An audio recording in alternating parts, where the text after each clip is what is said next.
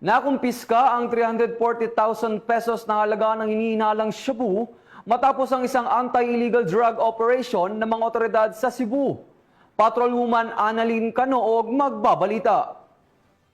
Ng mga operatiba ng Police Station 8, Cebu City Police Office ang 340K na halaga ng shabu sa sinagawang bypass operation noong 31 ng Oktubre sa taong kasalukuyan sa Barangay Pito, Cebu City. Kinilala ni Police Captain Welmer Macasling Castillo, hepe ng naturang istasyon, ang suspect na si Franklin, 38 taong gulang, residente na nabanggit na lugar. Dakong alas 3:20 ng hapon nang ikinasang naturang operasyon na humantong sa pagka-aresto sa suspect at pagkasamsam ng 18 pakete na hinalang shabu na may kabuuang timbang na 50 na gramo at may standard drug price na 340,000 pesos, leather na pouch at bypass money. Ang suspect ay pansamantalang nakakulong sa custodial facility ng istasyon habang nihahanda ang kaukulang kaso laban sa kanya. Patunay matagumpay ng operasyong ito sa patuloy na kampanya ng pambansang pulisya ng Pilipinas labas iligal na droga para sa kapayapaan at kaayusan ng komunidad. Mula dito sa Cebu City, ako yung PNN correspondent,